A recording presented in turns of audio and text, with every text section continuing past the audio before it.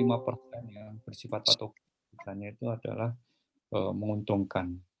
Jadi bagaimana cara kita bisa memanfaatkan mikroorganisme yang harmless tadi, tidak bersifat patogen tadi, untuk mendukung, perbaikan bumi ya, kualitas kehidupan di bumi, itu yang, eee, kita manfaatkan semaksimal mungkin potensi dari mikroorganisme tersebut. Nah, namun demikian, semua permasalahan ya itu, bisa juga dicari akarnya itu bisa juga, karena mikroba juga. Dan kita tidak bisa hidup ya tanpa mikroorganisme, tapi mereka ya, mikroorganisme itu bisa hidup tanpa kita. Jadi ini yang, eee, kita harus ya tadi saya katakan harus bijaksana karena kita semaksimal mungkin atau bisa, kenapa kita mempelajari mikrobiologi, harapannya kita bisa mengetahui potensi mikroorganisme tersebut. Kita bisa memanfaatkan mereka, terutama untuk menyelesaikan permasalahan di bumi ini, dan kita harus bisa hidup berdampingan ya. Ya, seberapa dekat kita dengan mikroorganisme akan kita ikuti slide berikutnya.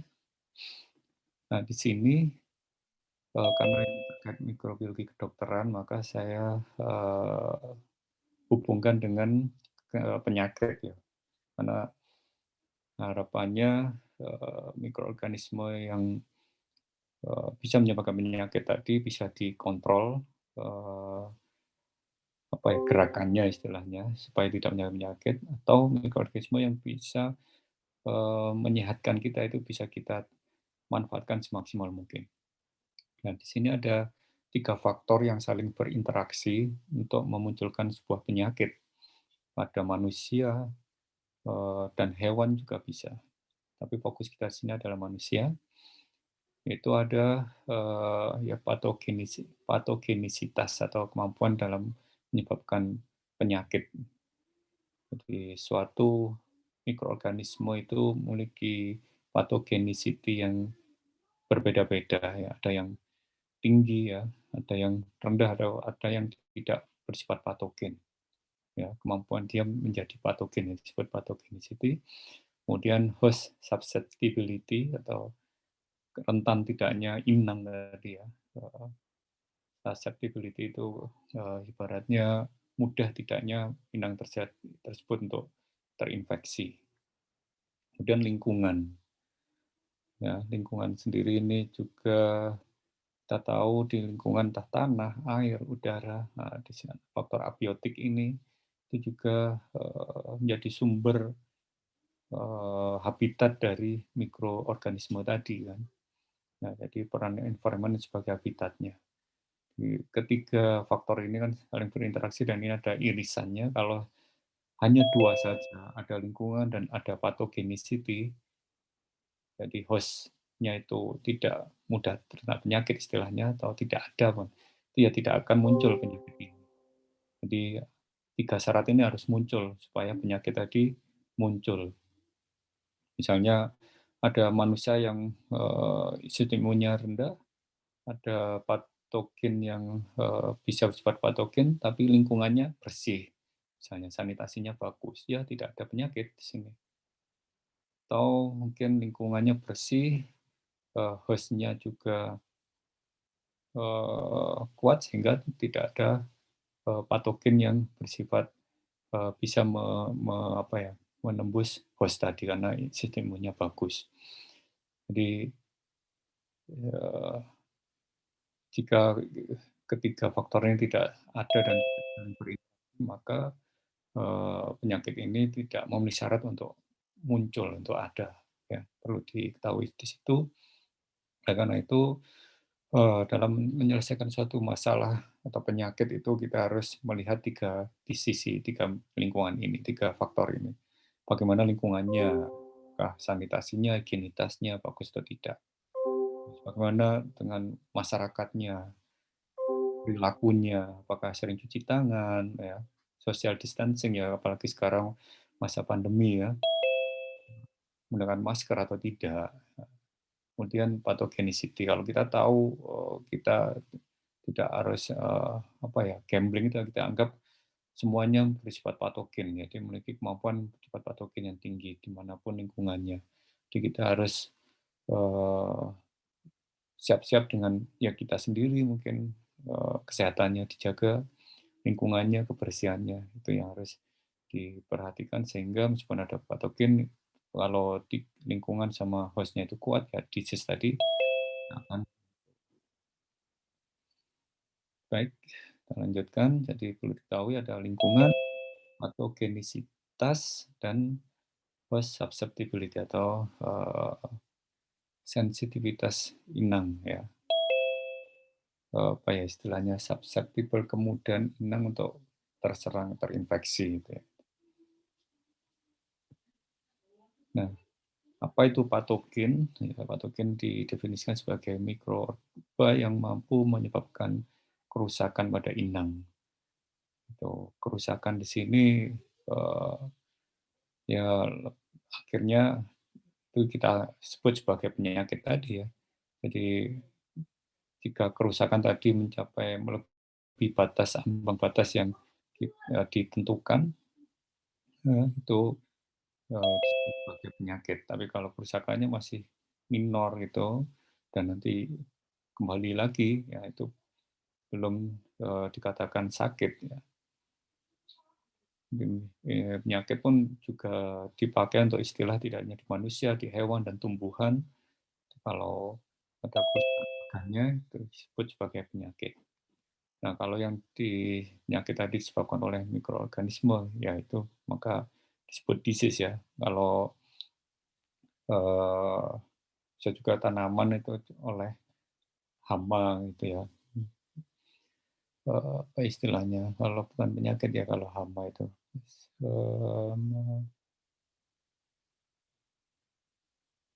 saya lupa apa istilah, ada istilah lain selain penyakit yang disebabkan oleh hama.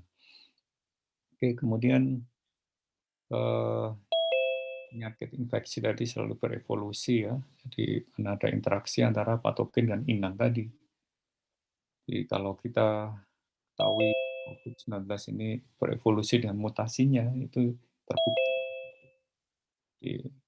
dengan adanya mutasi tadi, bisa apa ya, memudahkan penyakit atau virus tadi untuk menginfeksi.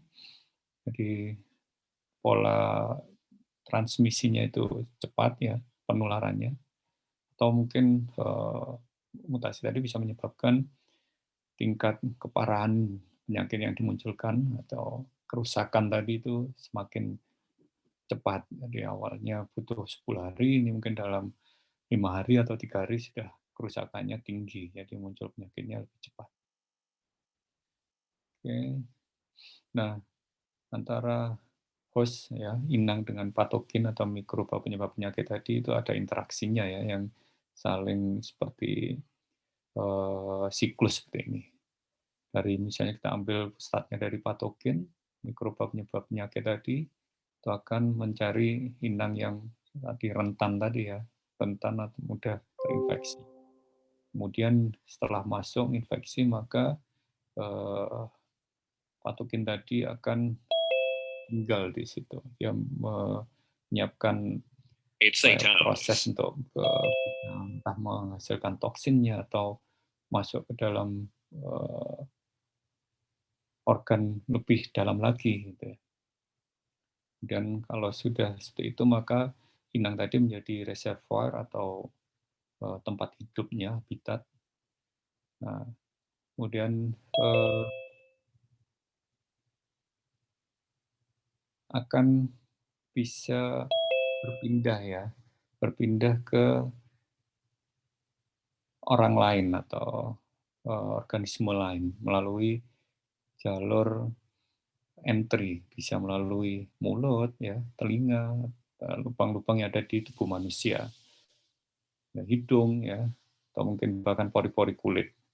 Nah, itu untuk penularannya itu akan bervariasi modelnya tergantung masuknya ya, apakah airborne ya, melalui udara atau melalui makanan ya bisa, atau melalui air ya, itu, penularannya. Jadi Dengan tahu siklus ini, maka kita bisa mencegah supaya interaksi tadi tidak terjadi, maka kita bisa tidak jadi sakit ya. Misalnya route of entry, bagaimana supaya patogen tadi tidak masuk ke mulut kita atau telinga kita, mata kita ya. Kita kalau makanan ya kita pilih makanan yang sehat, higienis, misalnya tangan kalau kita ingin menyentuh organ-organ yang di wajah kita harus cuci tangan, jangan sampai itu menjadi sumber, pintu masuknya patogen tadi.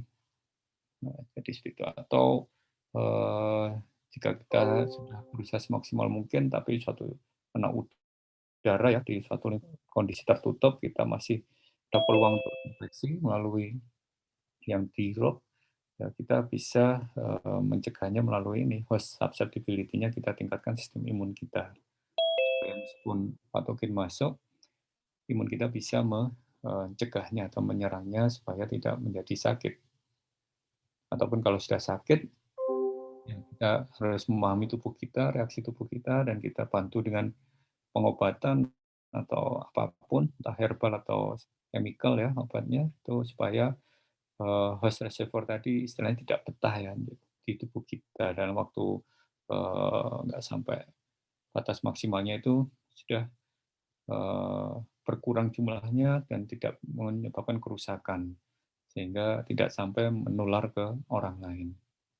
Di interaksi-interaksi ini yang harus kita ketahui.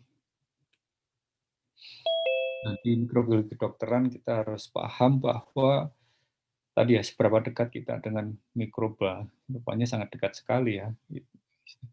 Kita sangat hidup berdampingan mulai lahir sampai sekarang. Setelahnya ada normal microbial flora atau disebut normal flora, yaitu populasi mikroorganisme yang secara reguler berada di sisi anatomi atau di dalam tubuh orang yang sehat. Kata kuncinya adalah ya mikroorganisme tadi lebih dari satu ya populasi ditemukan di any anatomical site ya itu bisa di permukaan ya atau di dalam tubuh di organ dalam tubuh manusia yang sehat. Ya apalagi sakit pasti ada ya karena terinfeksi kan. Wong sehat saja ada normal floranya. Dikatakan normal artinya ya memang flora tadi atau kita katakan di sini flora itu nama lain dari mikroba ya. Itu bisa ada yang menyebutnya flora bukan bunga ya, tapi di sini konteksnya adalah mikroba. Jadi normal flora itu ya memang secara normal sudah ada di kulit kita ya, kulit, di mata terutama bagian konjungtiva, kemudian di hidung ya sampai saluran pernafasan, kemudian mulut terutama rongga mulutnya, hidung ya, telinga, lubang telinga, di saluran kelamin, organ kelamin, genitourinary sampai saluran kencing juga. Kemudian di saluran-saluran alimenter ya atau bantu lainnya, jadi misalnya dari kerongkongan ya sampai lambung, kemudian usus itu sampai usus besar, rektum itu ada normal floranya. Jadi jangan khawatir. Jadi kalau ingin cari mikroba mudah saja, tinggal ambil dari kulit. Kalian tempelkan di media Na misalnya itu bisa tumbuh bakteri di kulit. Atau kalian ambil air liur kalian itu bisa tumbuh bakteri dari rongga mulut, bahkan cairan di mata, kemudian biasanya apa di hidung ya, kemudian telinga. Kalau kalian rutin bersihkan telinga itu kan ada wax-nya, itu kalau ditumbuhkan itu ada bakterinya. Saluran genital sama urinary, ya apalagi usus. Itu sangat banyak sekali. Nah, kita fokus di saluran pencernaan. Untuk lainnya, mungkin nanti bisa kalian pelajari lebih dalam di mikrobiologi kedokteran. Kita tahu mulai dari esofagus sampai anus. Nah, kalau kalian ingat nama-nama organnya ya, ini bisa dilihat di sini, itu didiami oleh mikroba jenis-jenis ini ya, sisi kiri ini. Di semakin ke bawah jumlahnya, jenisnya itu semakin meningkat ya. Dari jenisnya semakin banyak, jumlahnya juga semakin banyak. Karena di sini ada pH yang mempengaruhi. Kita tahu lambung pH-nya mendekati 2, semakin ke bawah usus halus itu pH-nya 4 sampai 5, kalau usus besar sudah mendekati netral. Nah, ini eh, jumlah normal flora ya, yang secara normal ada di usus duodenum sampai rektum, ya paling tinggi ada di kolon ya, usus besar sampai rektum, 10 pangkat 11 jumlahnya bakteri atau sel per gramnya. Jadi peran mereka jangan diremehkan ya di saluran pencernaan kita. Bahkan bisa dikatakan normal flora di kolon ini yang mungkin kalau digabungkan sama usus halus juga itu seperti organ baru ya, organ baru di tubuh manusia dan mereka sangat berperan penting bagi kesehatan manusia. Jadi perannya seperti apa kita lihat di slide-slide berikutnya. Di ini yang jadi saya perlu sampaikan dulu di awal sebelum masuk ke aplikasinya seperti apa. Nah, ini dasar teorinya harus diketahui dulu bahwa kesehatan manusia tidak terlepas dari bakteri yang ada di saluran pencernaan itu sendiri. Nah, untuk bakteri yang biasanya ada di saluran pencernaan bagian atas, yaitu di lambung, yang itu biasanya adalah bakteri yang resisten atau tahan terhadap asam. Nah, contoh bakteri yang paling banyak bisa bertahan di lambung adalah ini, Helicobacter pylori. Yang sampai sekarang bakteri ini masih diperdebatkan ya antara peran dia sebagai penyebab kanker lambung, ya, tukak lambung dan sebagainya itu, sampai justru karena ada bakteri ini bisa mencegah terjadinya kanker lambung itu. Jadi masih belum didapatkan jawabannya, namun dari kenapa semakin ke sini ya tahun-tahun ini, terutama di negara-negara barat dengan budayanya yang makanannya, pola dietnya, sama penggunaan antibiotik ya, itu munculnya kanker lambung itu semakin tinggi trennya. Nah, itu diduga Helicobacter pylori ini jumlahnya itu menurun ya karena perubahan pola makan dan adanya antibiotik yang bisa mengurangi jumlah Helicobacter pylori di lambung tadi. Karena dari penelitian yang saya baca, rupanya Helicobacter pylori ini dia bisa menekan kadar asam ya, jumlah asam lambung yang diproduksi. Kalau bakteri ini semakin sedikit, maka asam lambungnya itu semakin banyak produksinya. Sehingga kalau semakin asam semakin meningkat, ya resikonya bisa nanti reflux ya ke atas, atau paling parah adalah munculnya kanker lambung itu. Nah, ada luka di lambung dan akhirnya berubah menjadi sel-sel yang berbahaya. Di sementara itu masih diperdebatkan ya peran dia Helicobacter pylori pada kasus atau insiden kanker lambung. Nah, ini normal flora di usus halus bagian atas ya. Apa saja ada Lactobacillus, Enterococcus, coliform, Bacteroides. Kemudian di usus besar kolon ada Enterococci, ya, Clostridia, Lactobacilli, Bacteroides, Bifidobacterium, ada E. coli juga, dan macam-macam. Ada yeast ya, kelompok jamur. Ini yang kalian harus ketahui kenapa ada penulisan Lactobacilli, ada Enterococci, itu artinya jamak ya. Jadi bisa dikatakan ini level genus Lactobacillus, nanti anggotanya ada Lactobacillus mungkin plantarum, Lactobacillus vulgaricus dan sebagainya.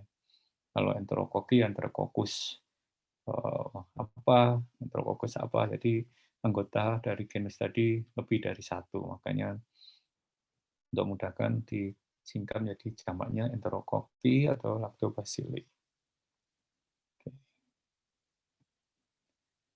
Sedangkan, di tubuh manusia yang sehat ada jaringan yang steril, yaitu di darah, ya. Darah itu harusnya tidak ada mikroba yang ada di sana, kalau ada artinya terjadi infeksi. Di otak, termasuk cairannya ya, cerebrospinal fluid, termasuk di tulang belakang juga sampai ke otak. Kemudian otot ya, maksudnya daging ya, muscle atau otot. Itu adalah jaringan yang steril. Di luar ini, keempat ini ya tidak steril, artinya ada normal flora di sana. Di ya di saluran-saluran tadi ya, itu pasti ada normal floranya.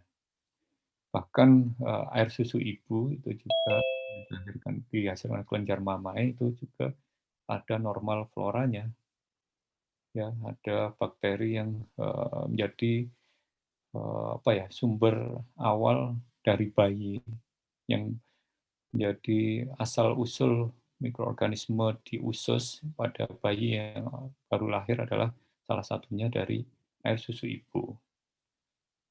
Jadi pemberian ASI tadi sangat penting untuk menjadikan usus di bayi tadi didiami oleh mikroorganisme yang menguntungkan tadi.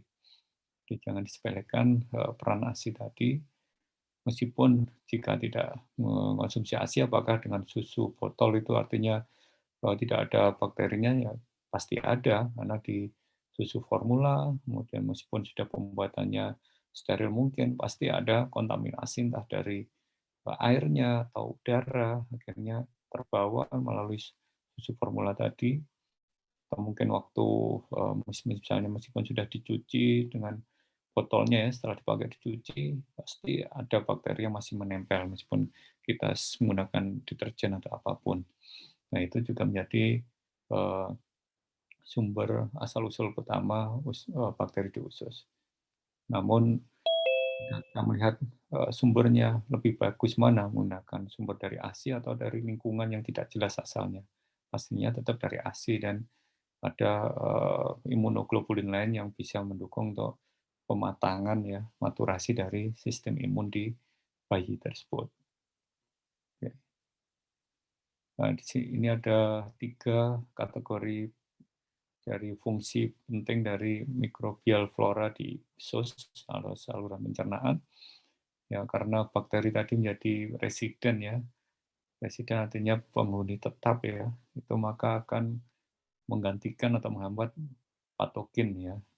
Jadi kalau ada melalui makanan kita langsung aja ada patogen, itu adanya bakteri di intestin tadi bisa berkompetisi untuk dengan patogen tadi sehingga patogennya tadi tidak sampai menyebabkan infeksi. Kemudian bisa, bakteri di intestinal juga bisa menghasilkan antimicrobial factor yang bisa menghambat pertumbuhan patogen. Kemudian peran kedua adalah sebagai komensal organism yang tadi untuk development ya, pengembangan fungsi dari sistem imun manusia. Dan yang terakhir bisa membantu proses metabolisme yaitu dengan sintesis vitamin K, biotin, folat, dan penyerapan ion. Di 3 kategori ini bisa membantu. Oh ya, tolong diperhatikan nanti ada kuis ya jam 9 secara online menggunakan GCR. Jadi mohon diperhatikan dengan seksama apa yang saya sampaikan. Nah, ini bagaimana jadinya patogenesis pada di saluran pencernaan ya. Kita lihat kasusnya adalah Clostridium difficile, itu adalah patogen di mana jika pada kondisi yang normal itu dikatakan homeostasis, di intestinal lumen tadi ada grad makrobiota bermacam-macam. Homeostasis artinya tidak terjadi dominansi, jadi kondisinya stabil atau seimbang antara bakteri, ada yang jahat, mungkin ada yang baik, ada yang jahat.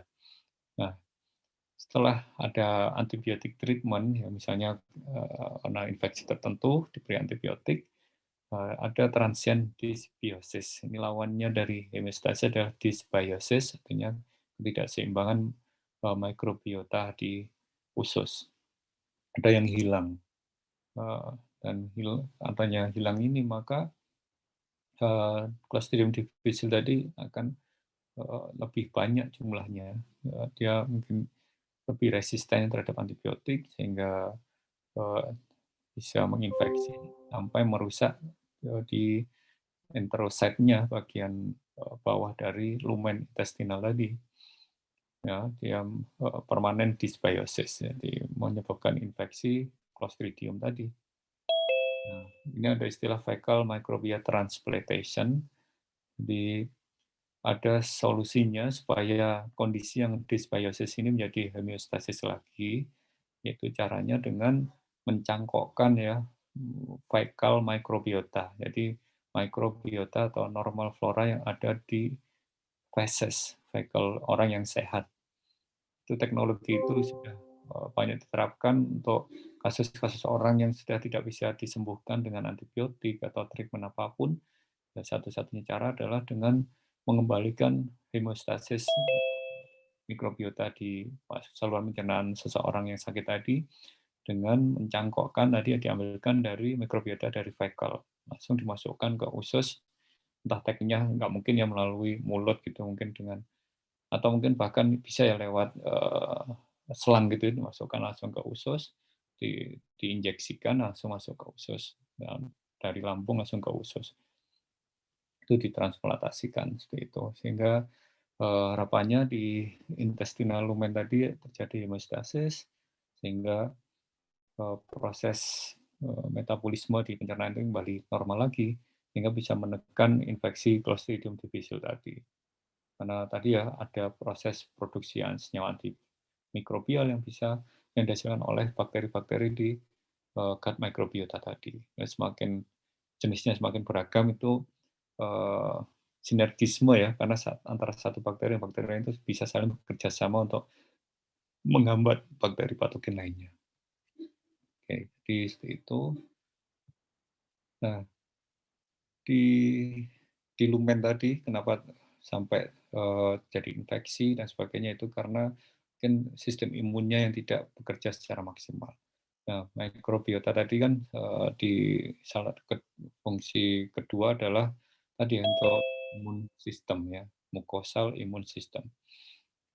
Nah, ini adalah peripheral tolerance, jadi di bagian tepi ya, di antara usus tadi kalau bagian luarnya sama bagian dalam di tepiannya itu terjadi, proses pematangan sistem imun. Kalau bagian yang toleran ini artinya kondisi yang sehat, activation ini jadi infeksi.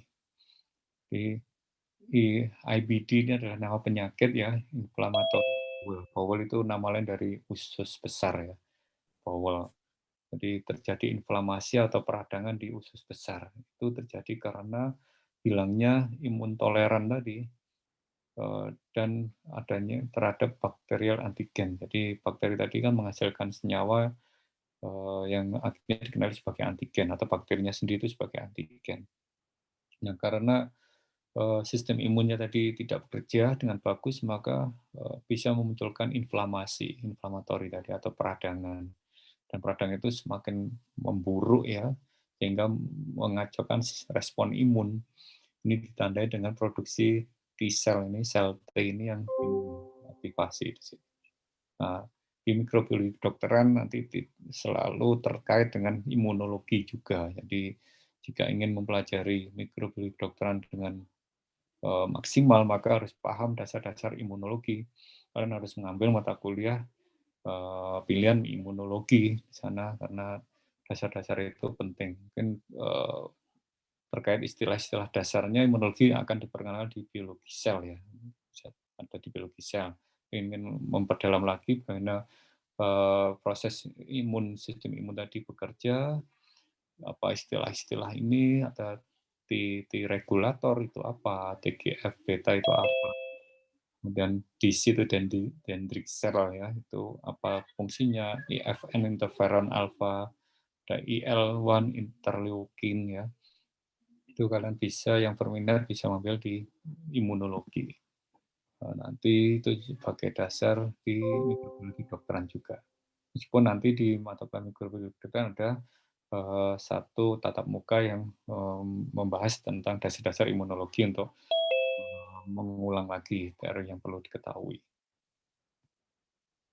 Nah, tadi patogenisitas tadi itu ditentukan oleh virulens ya. Virulen adalah kemampuan patogen untuk menyebabkan penyakit. Jadi setiap patogen itu memiliki strategi berbeda-beda untuk menyebabkan penyakit ya. Namun secara prinsipnya itu dibagi menjadi tahapan ini, stepnya. Yang pertama exposure ya, kita misalnya eh, terekspos ya dengan patogen entah tertular di lingkungan yang tertutup itu ya, di ruangan, di pasar mungkin ya. Mungkin nah dari situ patogen tadi pasti akan melekat ya. Ya bisa di kulit. Kulit mungkin nggak masalah kalau kulitnya sehat, artinya tidak ada luka terbuka. Atau kalau kalian punya luka terbuka tidak segera ditutup ya dengan perban atau apapun, itu ya bisa menjadi pintu masuknya juga selain mulut, hidung tadi, kulit yang terluka itu menjadi pintu masuk patogen. Atau mukosa, mukosa ya selaput lendir ya, bisa di hidung ya, di telinga, mata, mulut. Baru masuk ke invasi ke epitelnya bagian bawah dari mukosa tadi, dia akan berkolonisasi, memproduksi virulen vektornya. Nah, dari sini ada dua jenisnya, apakah patogen tadi menghasilkan toksin, jadi menghasilkan toksin yang akan mempengaruhi di bagian lokal saja, atau sistemik. Sistemik berarti dia masuk ke sistem peredaran darah. Atau yang invasif, jadi dia pertumbuhannya akan lebih dalam lagi, lebih jauh lagi. Tidak hanya mungkin di saluran pernafasan saja, tapi bisa menginfeksi ke saluran pencernaan juga, sampai ke ginjal dan sebagainya. Itu yang juga berbahaya. Sehingga terjadinya kerusakan organ, jaringan dulu ya, jaringan atau sel, jaringan, dan organ. Kalau sudah organ yang rusak ya tidak berfungsi dengan maksimal, misalnya paru-paru ya akan sesak, akan responnya akan menghasilkan cairan ya, sehingga harus disedot itu cairannya, sehingga karena akan menyulitkan pernafasan, jadi sesak nafas. Ini adalah polanya bagaimana patogen tadi bisa menyebabkan penyakit. Nah, kita akan masuk ke aplikasinya sekarang. Nah, di mikrobiologi kedokteran, saya ambil dua hal saja aplikasinya, yaitu probiotik dan bakteriofag. Kenapa hanya dua ini? Karena untuk probiotik ini adalah, kalau kita arahkan kembali lagi ke tiga domain tadi yang unfinished sama emerging tadi, itu bisa diselesaikan dengan probiotik. Itu penyakit infeksi, kemudian non-communicable disease, jantung dan sebagainya, itu bisa dengan probiotik. Nah, alasannya apa nanti kita lihat berikutnya. Kemudian bakteriofag. Mungkin kalian masih ingat virus T adalah predator terhadap bakteri kan. Nah, karena di dunia ini termasuk unfinished agenda tadi, infeksi itu karena masih ada. Kenapa? Karena munculnya antibiotik resisten. Antibiotik tadi patogen tadi menjadi resisten terhadap antibiotik yang biasa dipakai. Oleh karena itu infeksinya kenapa tidak berhenti. Tadi di video di awal mungkin beberapa dari kalian sudah melihat video bagaimana dari cawan petri yang besar ya, mega petri dish, itu dengan di split beberapa konsentrasi antibiotik, rupanya bakteri itu semakin ke tengah dia masih bisa hidup meskipun konsentrasi antibiotiknya semakin meningkat 100 kali lipatnya. Itu artinya bakteri itu mengembangkan atau selalu berevolusi sehingga menjadi resisten terhadap antibiotik, bahkan konsentrasi yang tinggi atau jenis antibiotik lebih dari satu jenis. Nah, ya, nanti sambil jalan pasti kalian akan paham. Jadi sekarang probiotik. Probiotik, kalian harus paham definisinya dulu itu apa. Jadi ya ada tiga hal penting yang harus diketahui di definisi ini. Ada tiga kata kunci penting yang menyebabkan suatu bakteri tadi memenuhi syarat sebagai probiotik. Yang pertama adalah mikroorganisme tadi harus live, harus hidup. Kemudian yang kedua, jumlahnya harus mencukupi, adequate amount. Jadi live microorganism tadi harus diadminister, harus diberikan ke manusia atau hewan. itu bisa melalui jalur oral, ya melalui dikonsumsi mulut, atau topikal, dioleskan di kulit. Bahkan sekarang tadi ada yang transplantation ya, dicangkokkan langsung ke usus. Jumlahnya harus memenuhi syarat, mencukupi. Berapa jumlahnya ya minimal 10 pangkat 6 atau lebih baik di atas 10 pangkat 6 atau 10 pangkat 47 biasanya 10 pangkat 6 sampai 10. Kalau lebih dari itu akan semakin bagus. Kenapa? Eh, karena kita tahu proses sebelum masuk ke karena probiotik tadi akan bekerja maksimal di usus besar ya. Jadi sebelum masuk usus besar kan ada banyak hambatan-hambatan mulai lambung pH-nya 2, ada garam empedu yang bisa membunuh bakteri. Nah itu kalau jumlahnya kurang dari 10,6 ya nanti nggak sampai usus ya jumlahnya sedikit. Kalau sedikit nanti peran dia akan tidak maksimal. Nah, kita harapkan bakteri yang sampai ke usus besar tadi jumlahnya miliaran sehingga bisa memberikan dampak bagi kesehatan lah ini. Confer a health benefit on the host. Jadi syarat ketiga adalah bisa memberikan dampak kesehatan bagi inangnya. Dan bisa memberikan meskipun jumlah oke, hidup ya harus hidup. Kemudian jumlahnya memenuhi syarat, tapi jika tidak memberikan dampak bagi kesehatan ya bukan probiotik. Atau mungkin dia hidup tapi kemudian ada manfaat bagi kesehatannya, tapi jumlahnya kurang ya tidak akan signifikan efeknya. Jadi bukan probiotik kalau itu tidak memenuhi syarat sebagai probiotik. Nah, sebelum dimasukkan atau diadminister tadi, memang mikroba tadi harus diketahui dulu apa manfaat kesehatannya. Ya, jadi diteliti dulu secara in vitro, menggunakan media di lab atau menggunakan sel kultur, ya secara in vitro dulu, lihat efeknya ke sel tadi apa, atau ke in vivo, ke hewan coba, atau bahkan ke klinikal, ke manusia. Nah, kalau hewan coba sudah oke, itu konfirmasi ada manfaatnya, nanti adanya banyak manfaatnya, saya sebutkan di slide berikutnya.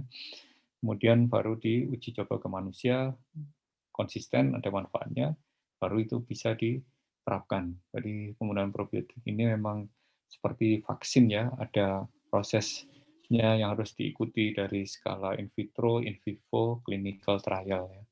Jadi kalau 3 tahap itu tidak dilewati ya tidak bisa diaplikasikan ke manusia.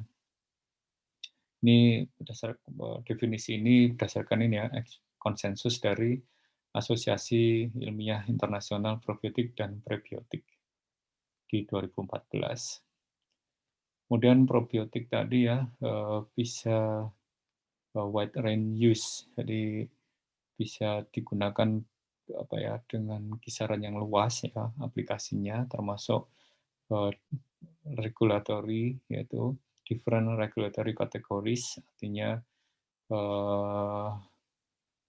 dalam proses pengaturan ya di tubuh manusia yang mungkin berbeda-beda itu juga bisa diterapkan kemudian different target host species misalnya entah manusia atau di aplikasi untuk hewan itu juga bisa kemudian different route of administration tadi ya administrasinya atau penerapannya itu bisa melalui oral atau bahkan lewat intravaginal ada yang topikal dioleskan. Namun probiotik efek probiotik tadi itu rupanya bersifat strain spesifik, artinya sebuah strain probiotik tadi akan memberikan efek berbeda dengan strain yang lainnya, efek kesehatannya ya, misalnya ada yang berefek bisa menghambat pertumbuhan tadi Clostridium.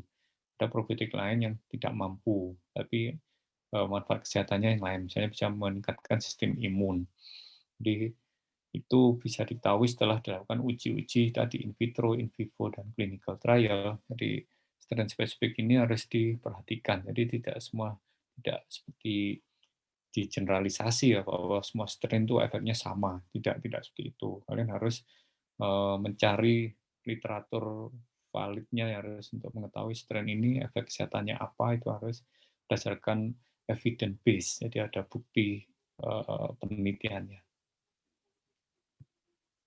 Nah, ini adalah contoh-contoh mikroorganisme probiotik yang sudah diketahui bersifat probiotik ya, mulai dari eee, pada umumnya adalah kelompok bakteri asam laktat ya. LAP ini adalah lactic acid bacteria.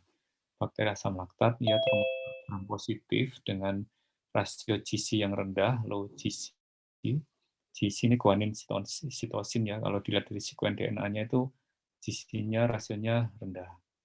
Ada gram positif lainnya tapi GC rasionya tinggi, itu termasuk Bifidobacterium. Dia bukan kelompok bakteri asam laktat ya. Kemudian di luar dua kelompok ini ada kelompok pembentuk endospora yaitu Bacillus. Ini juga sering dipakai untuk hewan ya, untuk ikan atau untuk hewan ternak. Bacillus. Selain bakteri juga ada yeast, kamir, ada Saccharomyces boulardii, Loromyces, Pichia, dan lain-lain. Saccharomyces boulardii ini bahkan sudah ada dalam bentuk suplemen ya, biasa digunakan untuk terapi penderita autis, karena penderita autis tadi sangat sensitif terhadap perubahan mikrobiotanya. Jadi, sehingga perlu dijaga dengan probiotik, dan yang efektif adalah kelompok yeast ini, Saccharomyces boulardii. Nah, di manakah kita bisa mendapatkan sumber probiotik? Kita bisa mendapatkan dari tadi pertama ASI, human milk. Kalau human milk bisa, pasti animal milk juga pasti bisa ya. Susu sapi, susu kerbau, susu kambing itu juga menjadi sumber probiotik. Artinya susu tadi habis diperah itu tidak steril tapi mengandung normal flora ya. Dan bisa jadi normal flora tadi pastinya probiotik ya, karena kita tahu perjalanan dia mencapai ke kelenjar mama itu yang masih belum bisa dijelaskan prosesnya ya, masih debatable juga. Nah, kemudian sumber kedua adalah produk fermentasi, tempe, kemudian wine, bahkan atau mungkin keju, yogurt, ya, kefir atau kimchi, dan sebagainya itu sumber yang bagus sebagai probiotik. Kita ingin cari bakteri probiotik, ya, kita bisa mengisolasinya dari produk fermentasi ini. Kemudian yang ketiga dari usus, dari saluran pencernaan gut, mulai dari lambung sampai kolon. Itu sumber yang ideal untuk mendapatkan probiotik. Ya, pastinya dapat ya, karena kan kalau kita ibaratnya kita ingin mencari lulusan biologi, ya, langsung aja ke jurusan biologi, diseleksi di situ. Tidak perlu ke universitasnya dulu, tapi langsung spesifik ke jurusannya. Seperti ini, kita yang mencari probiotik ya langsung aja ke usus besarnya, diambil isinya itu istilahnya. Kalau mungkin kita menggunakan ikan kah atau hewan ternak kan gampang ya, kalau manusia agak susah karena harus pakai model biopsi gitu. Atau fesesnya lah kalau manusia, karena nggak mungkin secara etikal mengambil isi dari usus tadi. Kalau hewan ya, setelah hewan itu disembelih, kita ambil isi usus, nggak apa-apa. Misalnya untuk aplikasi ke manusia itu sah-sah saja ya, misalnya asalnya dari hewan, kita aplikasikan ke manusia. Nah, jadi ini adalah 3 contoh utama. Namun sekarang seiring berkembangnya waktu, rupanya tidak hanya 3 sumber ini saja yang ideal sebagai sumber probiotik. Rupanya juga bisa diperoleh dari eh, jaringan endofit, jaringan tanaman ya, istilahnya bakteri endofit, itu juga bisa kita dapatkan probiotik juga. Artinya dia bisa hidup di usus manusia. Dan mungkin di tanah juga ada kelompok bakteri asam laktat yang memang habitatnya di tanah, di air dan sebagainya. Namun jumlahnya memang tidak sebanyak di 3 sumber ini. Seperti kita ketahui, produk fermentasi ini sudah ratusan ribuan tahun kan yang sudah memang dimanfaatkan untuk mengawetkan ya, meningkatkan masa simpan, maka difermentasi. Nah, itu agen yang bakteri yang memfermentasi tadi itu adalah kelompok bakteri asam laktat ya, karena menghasilkan asam tadi. Nah, itu yang bisa menjadi sumber probiotik. Nah, setelah kita tentukan sumbernya apa, baru kita isolasi dengan media selektif, kemudian kita identifikasi dengan secara fenotip maupun molekuler, baru kita karakterisasi. Berarti ya, apakah dia tahan di asam, karena harus tahan di lambung kan, pH rendah, pH 2, tahan terhadap garam empedu, ya. Apakah dia bisa melekat, adhesion ya, melekat di mukosa usus, Baru kita cek apakah dia sensitif terhadap antibiotik tertentu, baru kita uji di hewan coba untuk safety-nya. Apakah hewan tadi menjadi diare kah atau jadi sakit. Kalau lolos, kita lanjutkan ke apakah probiotik tadi bisa menghasilkan senyawa antimikroba, kemudian apakah bisa memodulasi sistem imun atau meningkatkan sistem imun, baru kita masuk ke clinical trial-nya, efek bagi kesehatan dan penyakit. Misalnya probiotik tadi kita terapikan ke pasien yang sakit, gimana efeknya?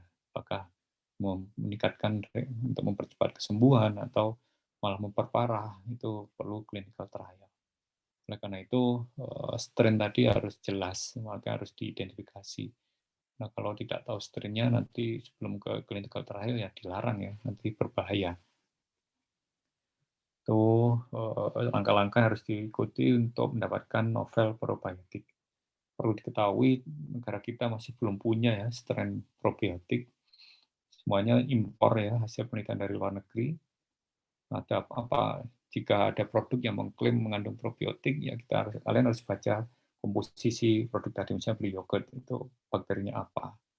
Itu idealnya harus ada strain-nya apa. Strain itu adalah kode di belakang nama spesies.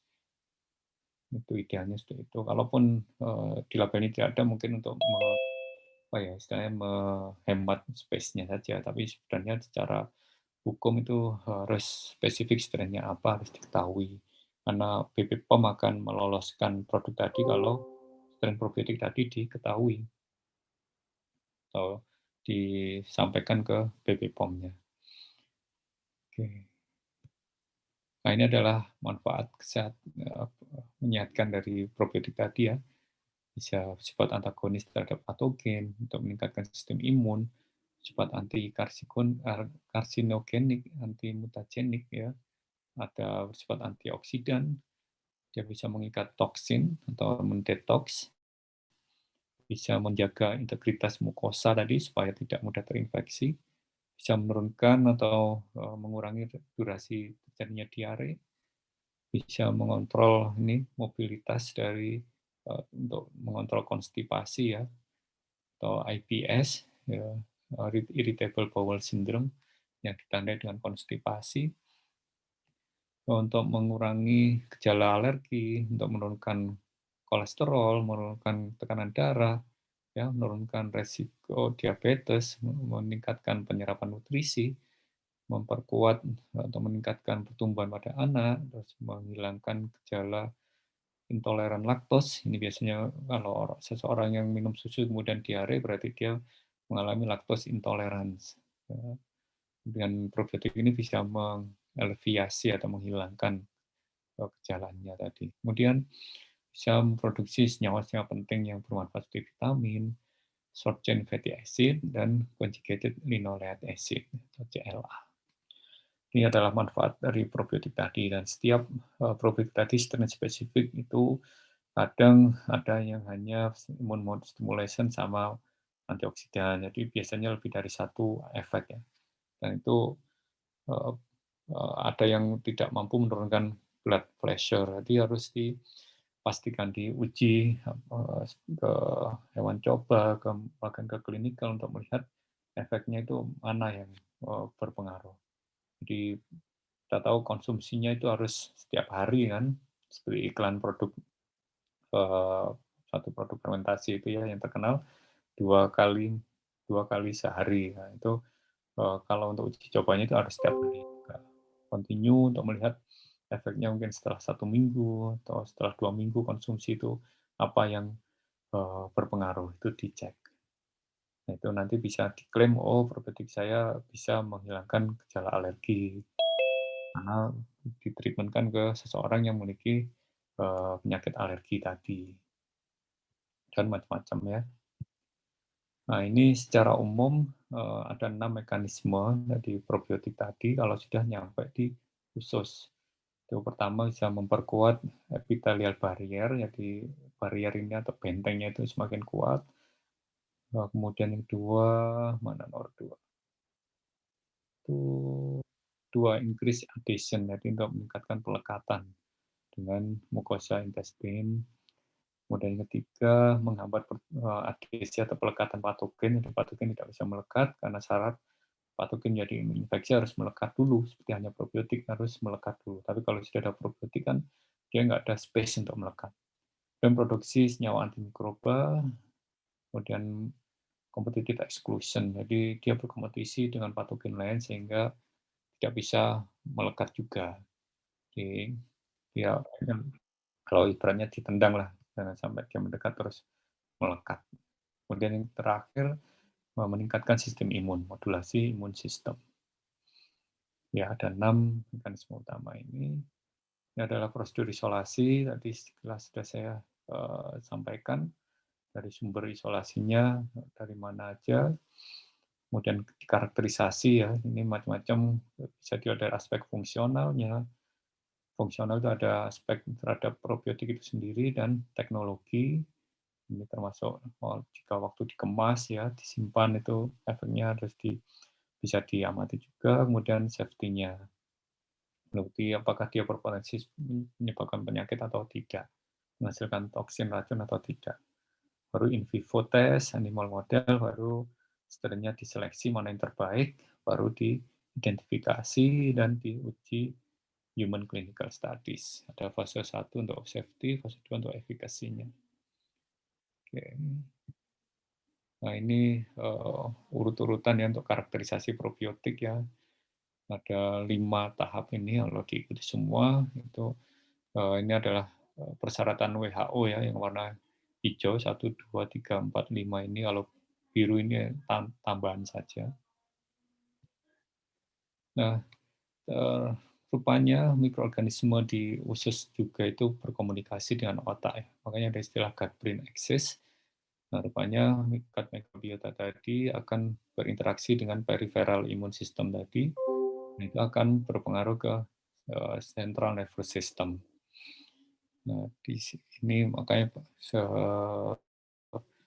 saya katakan tadi bahwa mikrobiota di saluran cerna tadi sangat penting untuk mendukung kesehatan secara umum, tidak hanya kesehatan usus, tapi juga mempengaruhi kesehatan mental, kesehatan di otak kita juga. Jadi molekul apa yang direspon itu ada di sini, single cell fatty acid atau SCFA, ini yang diserap oleh usus sehingga akan mempengaruhi sistem imun, dan sistem imun ini akan mempengaruhi ke sistem saraf pusat. Demikian juga saraf pusat juga bisa mengganggu keseimbangan gut microbiota. Misalnya kita jadi saling seperti ayam dan telur ya, tidak tahu mana yang duluan ya. Jadi karena sudah ada di dalam tubuh semua ya, tinggal mana yang mempengaruhi mana itu masih debatable juga. Apakah otak mempengaruhi hemostasis atau hemostasis itu menyebabkan otak terganggu ya.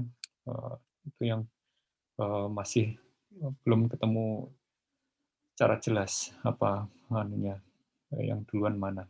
Tapi yang jelas kalau ada seseorang yang mengalami gangguan pada otaknya, pikirannya, atau mungkin ada mood disorder seperti itu, maka dipastikan gut microbiotanya itu tidak seperti kondisi normal. Jadi ada yang tidak ada bakterinya. Jadi kalau dilakukan pemetaan genom dari mikrobanya itu, maka akan terlihat oh bakteri ini tidak ada. Orang normal dengan kondisi otak yang bagus itu ada. Jadi itu yang jadi indikasinya. Nah, dari ini adalah beberapa senyawa yang dihasilkan oleh gut microbial tadi, maka responnya secara imunologi apa, itu efeknya ke central nervous system, fungsinya apa. Misalnya ada microbial dysbiosis, yang tidak seimbang mikrobialnya, maka bisa mengarah ke social communication, di antisocial disorder, kemudian CNS injury, stroke, spinal injury, dan sebagainya. Jadi, ini ada kaitannya dengan gut microbialnya. Jadi pokoknya tidak hanya berpengaruh ke kesehatan pencernaan juga, tapi juga sampai ke sistem saraf pusat. Nah, yang kedua, aplikasi kedua adalah bakteriofag. Kenapa bakteriofag ini menjadi alternatif penting? Karena munculnya fenomena antibiotik resisten bakteria, apalagi yang multi-resisten, multi-drug resisten. Jadi resisten lebih dari satu jenis antibiotik.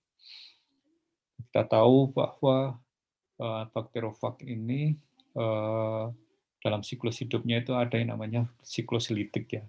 Selain litik kan ada lisogenik ya. Nah, litik ini yang dimanfaatkan oleh secara teknologi sebagai pengontrol bakteri yang resisten antibiotik tersebut.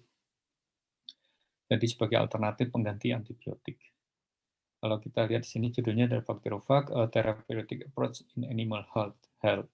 Namun sekarang di Rusia itu sudah dipraktikkan ke manusia juga, tidak hanya ke hewan ternak atau hewan yang terinfeksi. Nah, karena penggunaan antibiotik tadi yang berlebihan sehingga menyebabkan resisten, sehingga penyakit infeksi itu pada hewan, kasusnya pada hewan ternak ini seperti E. coli, Salmonella itu tidak bisa di-treatment lagi menggunakan antibiotik. Sehingga solusinya adalah dengan bakterofag. Dan kita tahu bakterofag ini dia spesifik inang, dia hanya menyerang inang tertentu, misalnya E. coli, ya E. coli saja, Salmonella, Salmonella saja. Jadi istilahnya spesies bakterofagnya itu beda-beda, spesifik. Nah, itu yang jadi alasan pentingnya, dan kita tahu bakterofag itu membutuhkan inang untuk memperbanyak dirinya, multiplikasinya. Setelah masuk, dia akan menggunakan atau mengambil alih sistem permesinan di sel tadi ya, sel bakteri patogennya, sehingga membentuk tubuh lengkap dari virus tadi, sehingga mencari inang baru, demikian seterusnya. Sehingga bakterofag ini, kalau di sini disebut Bacofag, itu bisa diterapkan sebagai ya obat ya istilahnya untuk penyakit pada hewan maupun pada manusia juga. Tapi kalau untuk manusia memang kalau di negara kita masih sebenarnya nggak bagus, apalagi ada kasus COVID, jadi kalau virus menjadi obat, jadi kuat masih perlu edukasi yang mendalam pada masyarakat bedanya virus infeksi sama virus bakterofag ini. Ya mungkin untuk awalannya bisa kita aplikasikan ke hewan untuk memulai edukasinya. Jadi ini yang menjadi hal penting juga aplikasi di dunia kedokteran. Di mikroorganisme di sini termasuk virus, itu sebagai predator yang akan bisa digunakan untuk mengontrol pertumbuhan bakteri resisten terhadap antibiotik. Tadi di video saya coba putar lagi ya.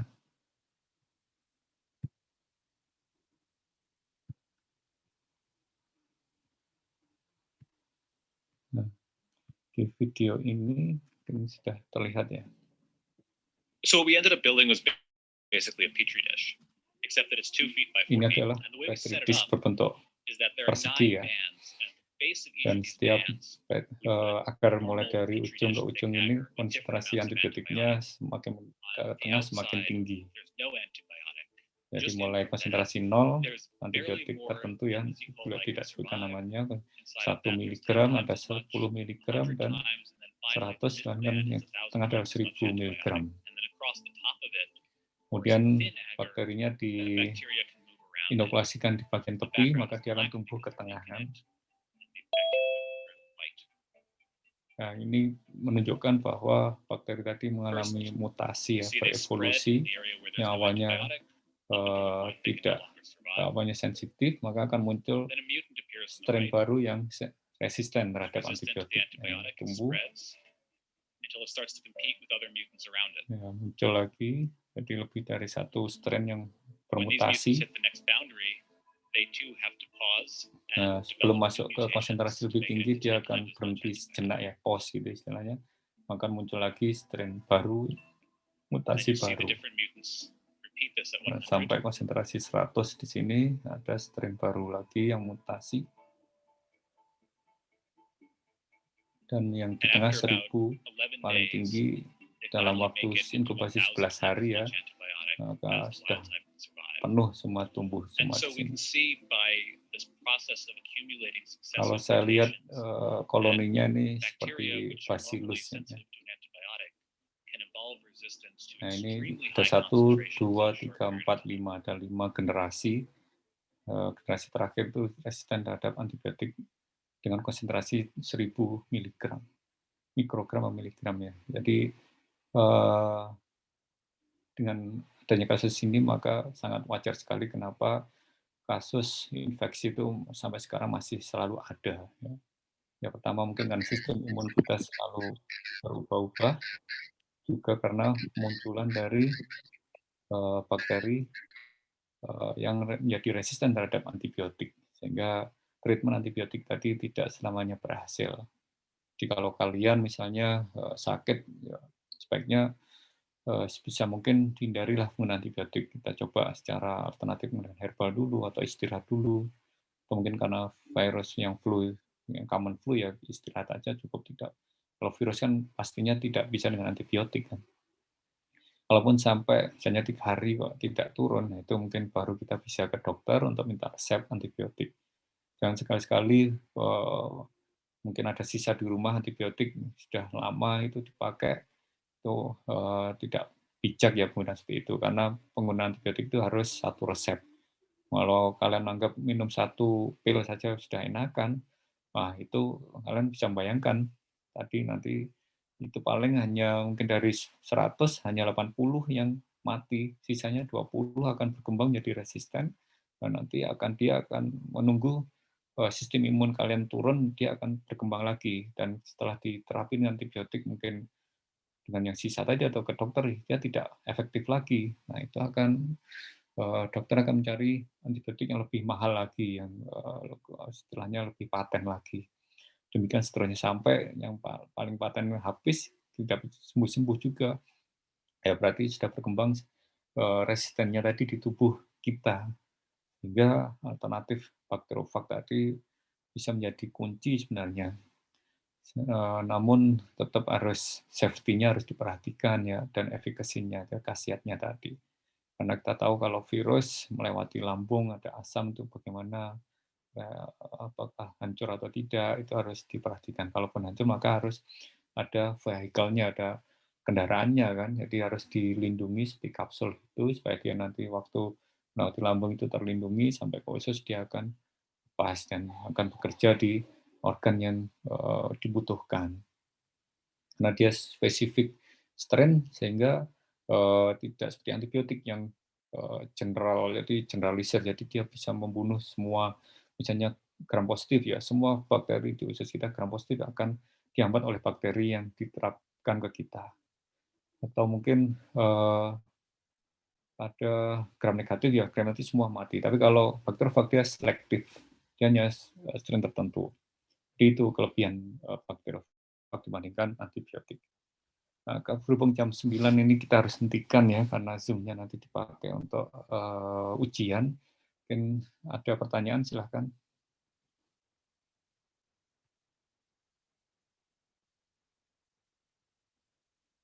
Sebelum nanti jam 9 akan saya siapkan kuisnya, hanya 5 soal, jawaban singkat. Kalau kalian memperhatikan yang saya sampaikan, pasti bisa menjawab semuanya dengan benar.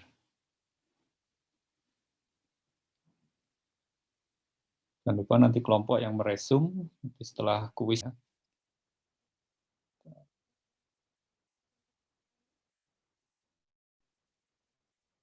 Jadi kebetulan saya sendiri sangat interest ke dunia pangan dan kedokteran ya. Sehingga penelitian-penelitian terkait kedokteran sangat dekat dengan saya. Nah, saya berusaha mencari probiotik dari produk fermentasi Indonesia ya, yang difermentasi secara alami. Jadi alami itu artinya tanpa penambahan starter. Itu ada di Sumatera Barat, mungkin dari kalian pernah mendengar namanya Dadi. Kemudian dari Makassar namanya Dangke. Dari Sumbawa ada susu kuda liar ya, kalau kalian pernah dengar dulu. Itu saya coba pelajari bakterinya, probiotiknya, kemudian diaplikasikan untuk mentreatment ini inflammatory intestinal disorder. Jadi inflammatory intestinal disorder salah satunya tadi IBD, inflammatory bowel disease, ada mukositis, yaitu efek kemoterapi, misalnya ada pasien kanker usus besar ya, kemudian diterapi dan kemoterapi, itu biasanya jaringannya akan meradang, namanya mukositis, yaitu mukosal yang sitis, yang mengalami peradangan. Sitis kan meradang. Nah, ini adalah suatu review artikel ya, saya mereview beberapa penelitian-penelitian yang memanfaatkan naturally fermented milk dari berbagai negara, pada umumnya berasal dari Asia dan Afrika.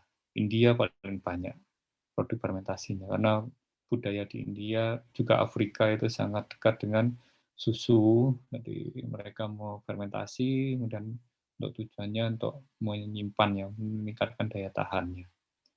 Nah, di sini banyak penelitian yang mengisolasi mikrobiota dari produk-produk fermentasi seluruh dunia, terutama produk fermentasi yang secara tradisional ya, secara alami. Kemudian ini saya bedakan ada spontaneous, jadi artinya tidadih dari Sumatera Barat ini dia secara spontan, artinya susu dari susu kerbau segar tadi fermentasi atau dibiarkan di suhu ruang itu secara spontan artinya tiba-tiba langsung jadi yogurt. Ada Dangke juga dari Makassar, ada Tarak dari Cina, Amasi ini dari Zimbabwe, Kulinato, Kurut, banyak sekali yang spontan, kemudian ada yang backsloping. Backsloping ini beda yang spontan, jadi ada produk jadi sebelumnya itu diambil sebagian saja, yang 2-3%, dan dimasukkan ke susu segar yang baru.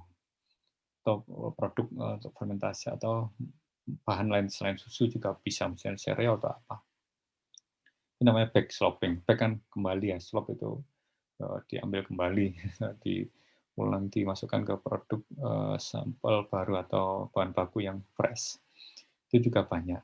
Nah, manfaat kesehatannya dari NFM ini, Natural Fermented Milk, itu banyak sekali ya, karena secara nutrisi itu juga banyak mengandung senyawa yang bisa meningkatkan sistem imun, kemudian juga mengandung bioactive peptide, ya, peptida yang bersifat fungsional. Ini ACE ini bisa menurunkan tekanan darah ya. Kemudian juga food safety. Jadi kenapa produk fermentasi tadi meskipun tidak dipasteurisasi kok aman? Ya karena tadi ada agen fermentasinya yang mampu menghasilkan senyawa antimikroba. Kemudian efeknya probiotiknya ke mukositis tadi seperti apa. Dan yang kedua ini probiotik ya. Saya coba isolasi dari produk fermentasi Indonesia. Hasilnya memang didapatkan isolat yang bisa meningkatkan daya tahan di pH rendah, garam empedu, kemudian sifat antimikroba, itu sehingga terpilihlah salah satu kandidat yang bisa diaplikasikan. Ini identifikasinya, nama spesiesnya apa, ketemunya adalah Lactobacillus plantarum. Ini resisten antibiotiknya, pelekatan terhadap mukosal, sel mukosal, itu terbukti semua, dan akhirnya plantarum ini yang terpilih. Itu Lactobacillus plantarum S130 yang terbaik. It's 9 hours. Oke, ya. Mungkin itu kalau untuk probiotik faktor juga saya pernah meneliti juga ke salmonella. Oke, saya rasa itu karena sudah jam 9, karena nanti khawatir pengguna Zoom berikutnya.